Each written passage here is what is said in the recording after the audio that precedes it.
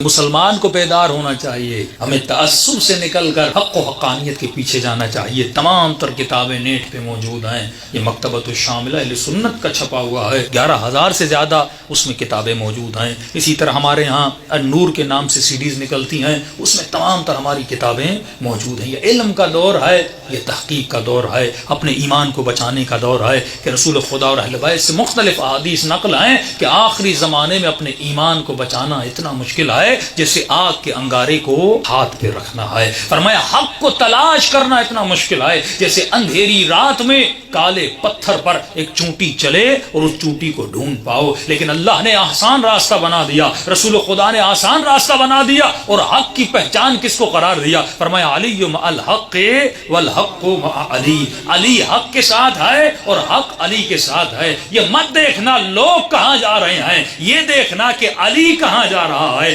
علی حق کے پیچھے نہیں جاتا بلکہ حق علی کے پیچھے جاتا ہے، جہاں جہاں علی جائے وہاں وہاں حق جاتا ہے۔ شخصیات کا کردار تاریخ میں دیکھو، اور جب اس سوچ پہ انسان آتا ہے تو انسان کے دل میں ایمان بڑھ جاتا ہے کہ آج ہم منتظر ہیں کس کے؟ امام زمانہ کے۔ انتظار کا مطلب کیا ہے؟ کیا مطلب یہ ہے کہ ہم ایسے اس شخص کی طرح انتظار کریں جو ٹکٹ لیتا ہے اور ویٹنگ لاؤنج میں بیٹھ جاتا ہے کہ کب جہاز آئے گا، کب بس آئے گی، کب ٹرین آئے گی، میں سوار ہو جاؤں؟ یہ انتظار کا مطلب ہے؟ ویٹنگ انتظار کا مطلب نہیں ہے۔ حدیث سناؤں، افضل الاعمال انتظار الفرج، بہترین عمل انتظار مولا ہے۔ لفظ ہے عمل، اس کا مطلب انتظار ایکٹ ہے، ایک عمل ہے۔ انتظار بے عملی کا نام نہیں ہے۔ جو بس کا انتظار کرتا ہے، جہاز کا انتظار کرتا ہے، وہ کچھ کر نہیں رہا، وہ بیٹھا ہوا ہے، ویٹنگ میں۔ ہمیں ایسے ویٹ نہیں کرنا جیسے پیسنجر ویٹ کرتے ہیں۔ افضل الاعمال، انتظار عمل ہے، تو عمل کی کیفیت ہوتی ہے۔ مثال میں آپ کو کہوں کہ نماز بہترین عمل ہے، آپ پوچھیں گے مولانا نماز ہے کیا؟ اگر یہ عمل ہے، اس کے کچھ رکن ہوں گے، اس کے کچھ ارکان ہوں گے، اس میں سجدہ ہے، اس میں رکوع ہے، اس میں حمد ہے، اس میں قنوت ہے، اس میں تشہد ہے، یہ نماز ہے، یہ اس کے عمل کے ارکان ہے۔ تو سوال یہ ہے اگر مجھے امام زمانہ کا انتظار کرو اور اگر انتظار عمل ہے تو یہ کیسا عمل ہے؟ مجھے اس میں کرنا کیا ہے؟ یہ کوئی خاص ایکٹیویٹی ہے جو مجھے انجام دینی ہے؟ تو معصوم فرماتے ہیں انتظار ایک عمل ہے۔ مولا یہ کیسا عمل ہے، مجھے کرنا کیا ہے؟ تو آسان سا معصوم کا جملہ ہے،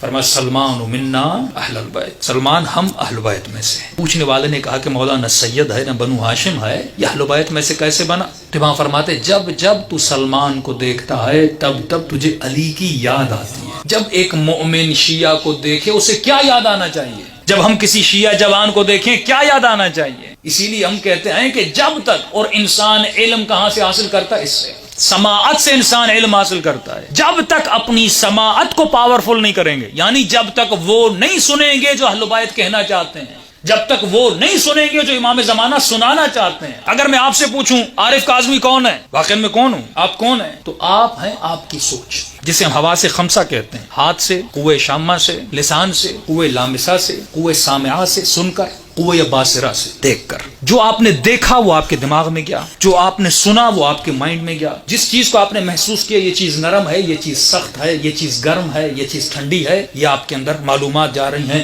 آپ نے سونگا، آپ کو پتا چلا فلاں میں خوشبو ہے، فلاں میں بدبو ہے۔ آپ نے چکھا، آپ کو پتا چلا فلاں چیز میٹھی ہے، فلاں چیز کھٹی ہے۔ تو ہم جتنا بھی علم حاصل کرتے ہیں 5 حواس سے حاصل کرتے ہیں، چکھ کر، سونگ کر، دیکھ کر، سن کر، ٹچ کر کے ہمیں پتا چلتا ہے کس چیز کا علم کتنا تھا۔ تو ابھی تک 50 سال کے ہیں، 30 سال کے ہیں، 40 سال کے ہیں، جو کچھ آپ نے لیا وہ آپ کی سوچ بن گئی۔ آپ نے علی کو لیا، علی والے بن گئے، فلاں نے فلاں کو لیا، اس مکتب کا بن گیا۔ اب آپ سے جو بات نکلے گی وہ وہی ہوگی جو آپ نے حاصل کیا ہے، جو آپ نے علم حاصل کیا، اپنے مائنڈ میں ڈالا، وہی چیز آپ کی سوچ نکلے گی۔ آپ کے، اگر میں آپ سے مشورہ لوں گا، آپ جواب اسی سے دو گے جو ڈیٹا آپ کے ذہن میں ہے۔ آپ اس ڈیٹا سے باہر جا ہی نہیں سکتے، آپ اس علم سے باہر جا ہی نہیں سکتے۔ اسی لیے معصوم فرماتے اے مومن اگر اپنے عقل کو مضبوط کرنا ہے تو علم کے ذریعے سے مضبوط کرو، کیونکہ جتنا علم ان کانوں کے ذریعے سے، قوت سماعت اور قوت باصرہ کے ذریعے سے تمہارے ذہن میں جائے گا، اتنی تمہاری عقل بڑھتی جائے گی۔ اس لیے فرمایا ہر مومن کے لیے ضروری ہے کم از کم دن میں 1 صفحہ کسی کتاب کا پڑھو، کم از کم 1 صفحہ تفسیر قرآن کا پڑھو، کم از کم 1 صفحہ نہج البلاغہ کا پڑھو۔ کہ میں نے کسی مجلس میں کہا تھا اتنے لوگ ہیں اور سب کا دیکھیں عقیدہ رکھنا اور ہے اور عمل کرنا اور ہے، علی کو امام ماننا اور ہے، اور سلمان بننا اور ہے. کہاں یا علی کہنا اور کہاں علی کے ساتھ رہنا.